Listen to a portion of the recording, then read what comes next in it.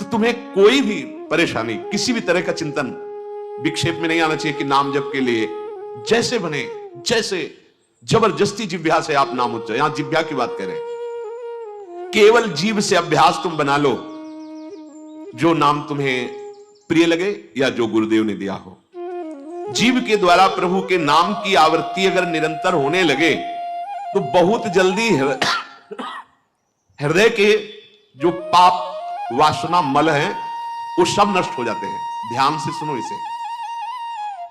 यदि हम बहुत काल तक, पतंजलि जी ने भी कहा, दीर्घ काल निरंतर सत्कार सेवितो दृढ़ भूमि, दीर्घ काल तक निरंतर आदर के साथ नाम जप करें, तो कह रहे जीभ के द्वारा प्रभु के नाम की आवृत्ति निरंतर होने से पूर्व के जितने मल हैं, जितने संचित पाप हैं, जितने विक्षेप हैं, वो सब नष्ट हो जाते हैं। अभी तो शुरू ही नहीं किया है, अभी तो विक्षेप ही विक्षेप है, मल ही मल है, और आप कहते हो हमारे दुख दूर हो जाए।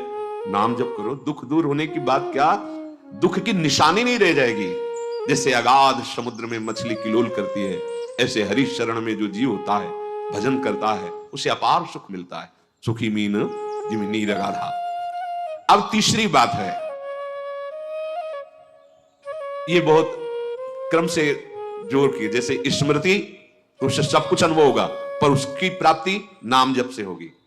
अब नाम जप में हमारी रुचि, नाम जप में हमारी भावना पुष्ट हो, उसके लिए कह रहे हैं तीसरी बात बहुत आवश्यक है, भगवान की कृपा पर पूर्ण विश्वास होना।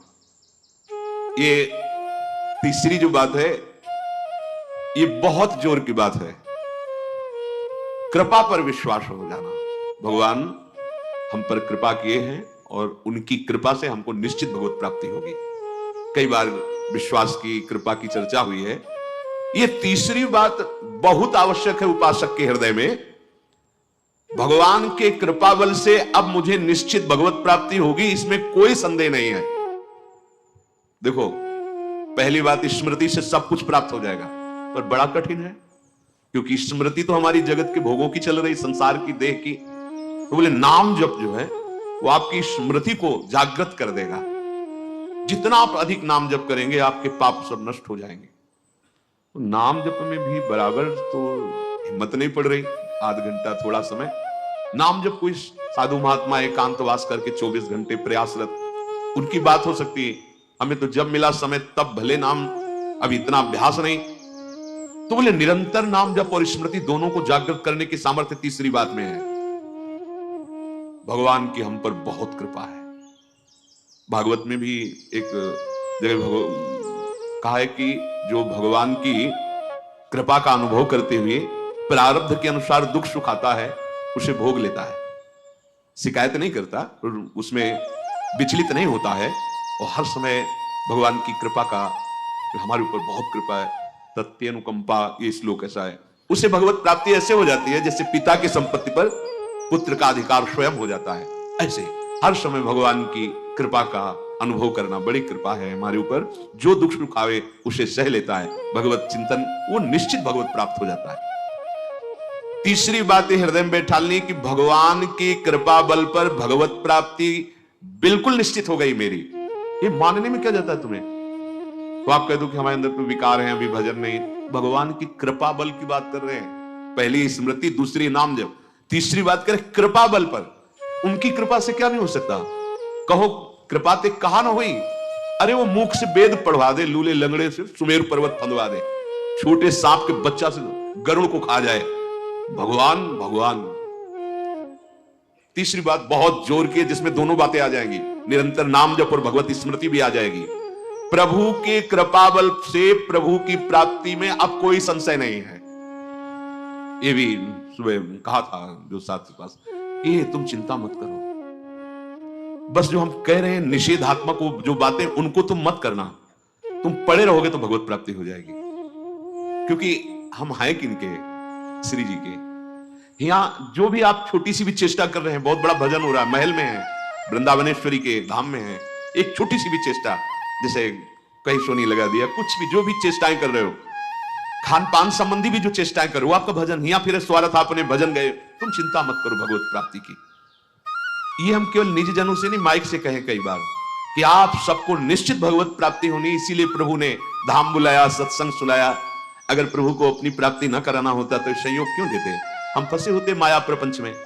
तो तीसरी बात कि अब हमें कोई संशय नहीं, मेरे को भगवत प्राप्ति निश्चित होगी, क्योंकि मुझे भरोसा है श्री जी का, मुझे भरोसा है वृंदावन का, मुझे भरोसा है आचार्य और गुरु का। अब ये बातें हमें डर पाओ। हाँ, हमारी कमजोरी है, हम अभ्यास कर रहे हैं भजन का, पर अब मुझे ये भय नर्क स्वर्ग अपवर्ग आसने ये आ गया भरोसे से, ये कृपा का भरोसा हुआ तो बात आ गई। मानो भगवान की प्राप्ति बस मेरे को हो ही गई, ऐसे रोज सोचना है। महापुरुषों के वचन है। तीसरी बात बहुत जोर की है, नाम जप और भगवत स्मृति इसी में आ जाएगी, क्योंकि भगवान की कृपा से सब कुछ हो जाता है। मुझे इस जन्म में भगवत प्राप्ति पक्का होगी, भगवान की कृपा बल से, प्रियाजू की कृपा से।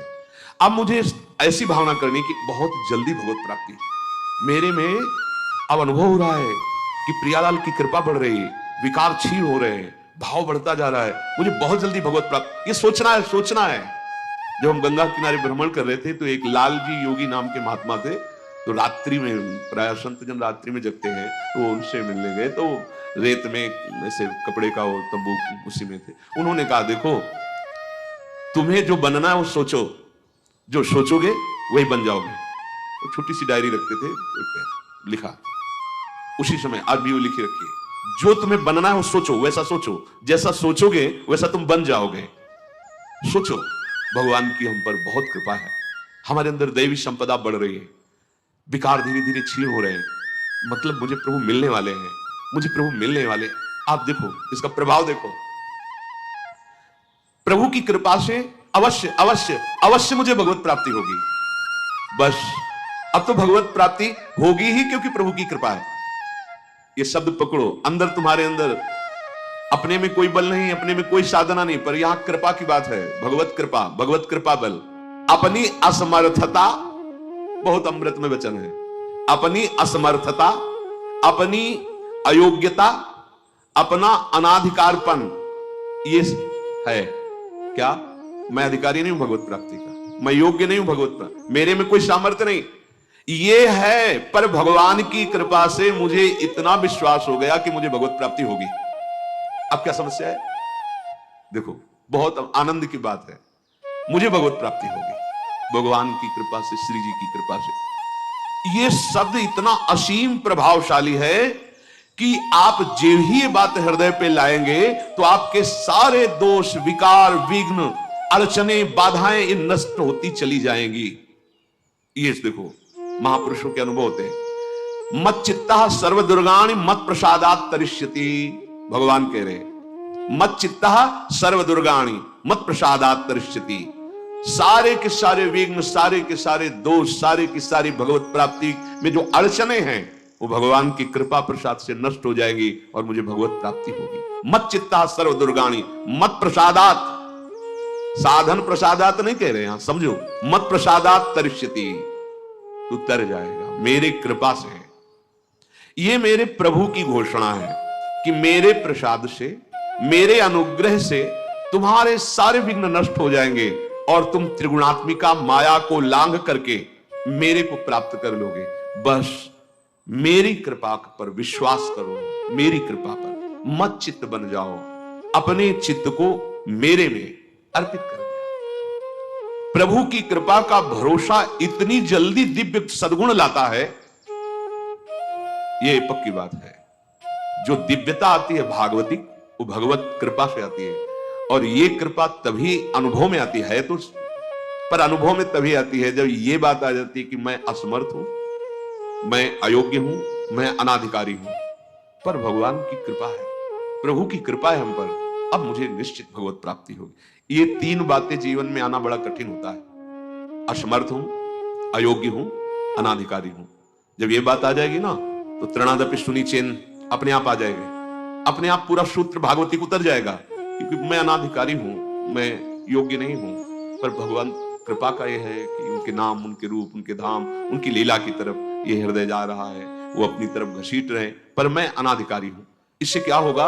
अहम खत्म हुआ, दैन्यता जागृत हुई, और भगवत आश्रय होने से हम जिसका आश्रय लेते हैं उसका प्रभाव होता है। जैसे अभी हम शरीर का आश्रय लिए हैं, तो देख लो हालत क्या की हुई है। ये शरीर, ये संसार विषम का गया है। देखो कैसी हृदय की जलन, अशांति, भोग, वासनाएं, ये सब किसके आश्रय से? शरीर आश्रय से।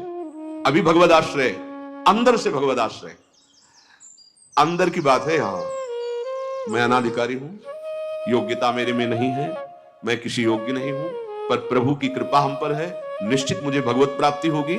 कह रहे इसका इतना बड़ा प्रभाव है कि इसमें जो सामर्थ्य जागृत होती है, भागवतिक सद्गुण जागृत होती है, वो किसी साधना से नहीं, इससे बढ़कर कोई दूसरा उपाय नहीं है। विश्वास भगवत कृपा पर। तुलसीदास जी भी महाराज कहते हैं कि वस्तुतः मेरे में कुछ नहीं है, पर है तुलसी प्रतीत एक प्रभु मूर्ति कृपामयी है। मेरे में ऐसा कोई सद्गुण नहीं कि मैं अपने प्रभु को रिझा सकूं, पर यह विश्वास है कि मेरे प्रभु कृपा में है, कृपा मूर्ति है। अपने साधनों पर जो विश्वास करता है, अपनी जितेंद्रियता पर जो विश्वास करता है, वो गिर सकता है। लेकिन जिसको अपनी अयोग्यता का भान हो गया है, प्रभु का भरोसा हो गया है, उसे कोई नहीं गिरा पाएगा। पक्का बच्चा बन जाओगे, अयोग्य हूं, पर आपका भरोसा, तो कोई प्रश्न नहीं आएगा जीवन में। अगर प्रश्न आता है तो आप वाणी से बच्चा कहते हो, लेकिन अंदर अहंकार है, वो अंतर्यामी सदगुरु जानता है। मोमन कबहु तुम्हें ही ना लागो, ज्यों छल छाण स्वभाव निरंतर रहत विषय अनुराग। अगर हम अपने साधन की बात करें तो वह अच्छा साधन तो विषय का कर रहा है मन। देखो हम कोई पद्मासन लगा के किसी विषय का ध्यान नहीं करते, बहुत सुंदर बात। मोमन कबहु तुम्हें ना लागो, ज्यों छल छाणी स्वभाव निरंतर रहत विषय अनुराग। भक्ति में तो छल कर रहा है, लेकिन विषय चिंतन में छल नहीं कर रहा, ईमानदारी से सच्चाई से विषय चिंतन कर रहा है। मेरा मन हे प्रभु कभी आप में ऐसे नहीं लगा जैसे विषय में ये छल छाड़ कर स्वाभाविक लगता है। विषय में कभी किसी को मन लगाना नहीं पड़ता है। देखो विषय में कभी किसी को मन लगाना नहीं पड़ता, स्वाभाविक लगा रहता है, निरंतर लगा रहता है और अटल लगा रहता है। देखो अटल का मतलब बहु यही शब्द स्पर्श रूप रस गंध इन्हीं में घूमेगा। कभी वो हट करके ऐसे प्रभु में लगा जैसा विषयों में लगा है। ज्यों छल छाण स्वभाव निरंतर रहत विषय अनुराग्यो। मेरे मन की दशा, मेरे इंद्रियों की दशा आपके अनुकूल नहीं है प्रभु, ये विषय के अनुकूल है। पर प्रभु मेरे मन में एक विश्वास हो गया है कि आपकी मूर्ति कृपामयी है और जीव ने नाम की ओट ली है तुलसी प्रतीत एक प्रभु मूर्ति कृपामयी है और नाम की ओट जीव ने ले ली है। बस अब सब कुछ हो जाएगा। चौथी बात, प्रत्येक प्राणी में, संसार की प्रत्येक वस्तुओं में मेरे प्रभु समाये हुए हैं। यहां सिद्धावस्था आती है। ये तीन बातें बहुत जोर की। पहली है भगवत स्मृति, इसी में सब कुछ हो जाता है, पर बड़ा कठिन है। इसलिए नाम जप जिह्वा के द्वारा, उसमें भी बहुत, कहां रोज नाम महिमा सुनते हैं, इतनी प्रीति कहां हो रही। तो बोले तीसरी बात पकड़ लो कि हम पर प्रभु की बहुत कृपा है और भगवत कृपा से मुझे इसी जन्म में मुझे भगवत प्राप्ति होगी। चौथी बात, ये बहुत ही आवश्यक है, क्योंकि अगर ये नहीं तो भजन करना कठिन, बचाना कठिन, पचाना कठिन। इससे भजन तुम्हारा पच जाएगा, तुम सिद्ध हो जाओगे। जैसे चावल सिद्ध हो जाता है तो कहीं भी दबाओ उसमें कड़ापन नहीं रहता, ऐसे जो सिद्ध हो जाता है तो उसके हृदय में कठोरता नहीं रहती, प्रेम से द्रवित हृदय होता है। कठोर हृदय में ही काम क्रोध लोभ मोह मद मत्सर रहते हैं, शुष्क हृदय में, द्रवित हृदय में नहीं रहते। प्रत्येक प्राणी, संसार के प्रत्येक वस्तु में मेरे भगवान विराजमान है। कोई ऐसी जगह नहीं जहां भगवान ना हो। ये बैठालना है, हमें दिखाई दे रहा है, माइक है, दिखाई दे रहा है, लेकिन जब सृष्टि नहीं थी तो माइक नहीं था। जब सृष्टि नहीं रहेगी तो माइक नहीं रहेगा। बीच में माइक जो दिखा रहा है कौन? जो सृष्टि के पहले था, जो सृष्टि के बाद में था, वही बीच में भी। मत्ता पर तरम नान्यत किंचित अस्ति, किंचन मात्र कुछ और नहीं, मेरे प्रभु बने हुए हैं। प्रहलाद जी की सिद्धावस्था यही तो हुई थी गुरुदेव नारद की कृपा से। सर्वत्र भगवान है, तो खंबे से भी नरसिंह भगवान नामदेव जी कुत्ते से भगवान को प्रकट कर लिया, श्वान में भी भगवान, भूत में भी भगवान। ये चौथी सिद्धावस्था है। उपासक को ये विचार हर समय रखना है कि हमारे सामने जो वस्तु है इस रूप में भगवान ही है, कुछ भी ऐसा नहीं, सब कुछ स्वयं भगवान बने हुए हैं। सच्ची बात है, वही बने हुए हैं। ये छुपा छुपी का खेल खेल रहे हैं, बस आपको पहचानना है। मैं फिर दोहरा के बात कहता हूं, आप इस बात को पकड़ लीजिए। आपके सामने कोई भी कार्य की वस्तु आए या व्यक्ति आए या दृश्य आए, आपको सबसे पहले उसमें भावना करनी है, मेरे प्रभु विराजमान। जैसे हरिवंश महाप्रभु क्रूर है, पापी है, दुष्ट है, संभाषण योग्य भी नहीं, और उसके हृदय में राधा वल्लभ लाल हैं, भावना को, ये बहुत जल्दी काम बन जाने वाली बात है। मानो आप गृहस्थ में, आपका लड़का सामने आया, आपकी पत्नी सामने आए, आपके कोई मित्र सामने आए, आपको पहले याद करना है इनके हृदय में राधा वल्लभ लाल विराजमान। वस्तुता वही है पूरे, पर हमें पहली भावना करनी है। ये वृक्ष सामने, वृक्ष तो है, पर इस वृक्ष के अंदर प्रभु है। अगर प्रभु ना होते तो इसकी सत्ता ही नहीं है, प्रभु विराजमान है। अब मेरे इष्ट देव इसके हृदय में विराजमान है, पर मुझे जो स्वांग करने को मिला है, पिता का, पुत्र का, जो भी, बिल्कुल स्वांग वैसे ही करना है। अगर मालिक का स्वांग करना है तो हम नौकर से बर्ताव वैसे ही करेंगे, जैसे पुत्र से बर्ताव, पत्नी से बर्ताव, पर अंदर भाव देखना है, मेरे प्रभु इसके हृदय में विराजमान है, मुझे ये सेवा दी है। आपका यदि स्वांग सही निकला, देखो स्वांग सही निकलने का मतलब आप में ये कभी भाव नहीं आना चाहिए कि मैं पिता हूं, पिता का स्वांग कर रहा हूं, सामने आराध्य देव पुत्र के रूप में, तो डांटना भी वो पूजा हो जाएगी भगवान की। महाप्रभु चैतन्य देव जी के पिताश्री को स्वप्न में एक दिन एक दिव्य महापुरुष प्रकट होकर बोले, ये तुम निमाई को डांट रहे थे, पता है वो कौन है? डांटना ठीक नहीं। तो उन्होंने कहा, देखो प्रभु आप कौन है तो मुझे पता नहीं, पर हमारे पुत्र रूप में वो आए हैं, तो अभी तो डांटा, अगर आवश्यकता पड़ी तो शपथ भी लगाएंगे, क्योंकि ये सौभाग्य देने के लिए प्रभु आएंगे। तो हमें जो स्वांग मिला है वो तो कर रहे हैं, पर सामने देखना है कि गुरु का स्वांग दिया है, पर स्वयं जगत गुरु सामने शिष्य रूप में बैठे हैं। पुत्र, पत्नी, परिवार, व्यवहार, मेरे प्रभु इन रूपों में विराजमान है। तो सच्ची मानिए, ये चार बातें यदि आप अपने जीवन में ले आए तो भगवत प्राप्ति तो एक ही बात में हो जाएगी, किसी एक बात में। चारों में इतनी सामर्थ्य है, किसी एक में यदि आपकी स्मृति निरंतर तो भगवत प्राप्ति, नाम निरंतर जब तो भगवत प्राप्ति, और दृढ़ विश्वास किसी जन्म में मेरे को भगवत प्राप्ति हो जाएगी, भगवत कृपा से तो भगवत प्राप्ति, और सब में भगवान की भावना तो भगवत प्राप्ति। और जिसमें चारों ये पूर्ण हो गए तो सिद्ध महापुरुष हो जाता है। जीवन की परम सार्थकता इसी जन्म में भगवत प्राप्ति।